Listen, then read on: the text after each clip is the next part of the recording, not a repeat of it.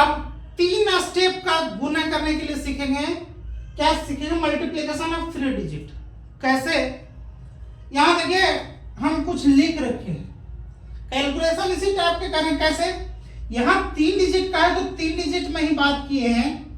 अब कैलकुलेशन कैसे करना है, ये चूंकि बेस देते हैं, आप कभी भी गड़बड़ाए तो इसको नोट करके रखिएगा, आप कभी भी चीजों को सीख सकते हैं। ऐसे तो डायरेक्ट बता देंगे, लेकिन कुछ समय के बाद भूल जाएंगे, फिर देखना पड़ेगा, फिर लोगों को अदर लोगों का भी वीडियो देखना पड़ेगा। आप इस चीज को दिमाग में रखेंगे, ऑटोमेटिक आपका कैलकुलेशन होगा। कैसे?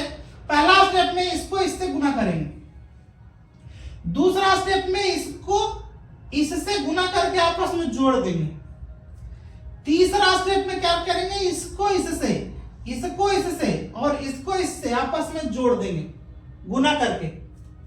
फिर उसके बाद अब तीनों का काम हो गया। देखो पहले क्या किए, फर्स्ट स्टेप में राइट साइड से चले, फिर दोनों का कैलकुलेशन किए, फिर क्या किए, 3 का कैलकुलेशन किए। अब क्या है, राइट साइड से छोड़ते चलेंगे, तो इसको छोड़ देंगे, तो इसको आपस में गुना करके जोड़ लेंगे, और उसके बाद फिर इसको गुना करके लिख देंगे। कैसे? जैसे एग्जांपल के तौर पे देखिए, यहां पे मान के चलिए कि 425 है और 146 से इसको गुना करना है डायरेक्ट। पहला स्टेप में क्या बोले कि ये राइट साइड से गुना। अब इसको दिमाग में अगर जो रखेंगे तो इसको बार बार देखने की जरूरत नहीं पड़ेगी। कैसे?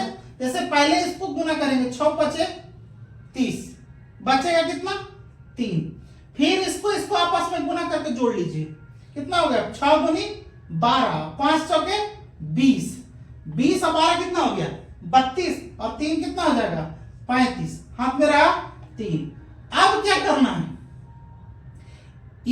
इस नीचे वाले लास्ट का और ऊपर वाले लास्ट का ये गुना कर देना है। तो कितना, 6 चौके 24, और इसको भी इससे गुना कर देना है। 24 5 कितना हो गया, 29।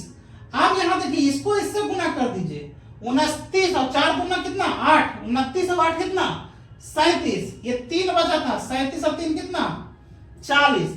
हाथ में कितना बचा, 4। अब 3 स्टेप हो गया है, तो 3 स्टेप हो गया तो इसका काम खत्म।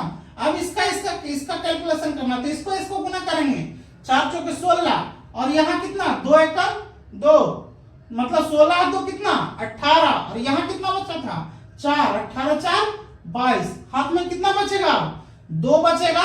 इसको गुना कर दीजिए, कितना हो जाएगा, 4 और 2 कितना, 6। ये हमारा क्या हो जाएगा, आंसर हो जाएगा। ठीक उसी तरीके से एक और क्वेश्चन देखते हैं। जैसे मान के देखिए, है ना, और लिखिए 2 3 5।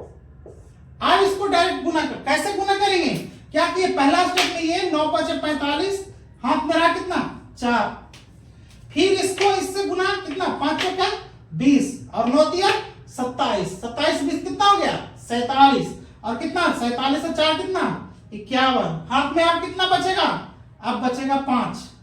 फिर तीसरा स्टेप, यहां देखिए, अगर जो स्टेप ना याद हो तो यहां पे देख लीजिए, 2 स्टेप पर तो 2 को लिखे हैं।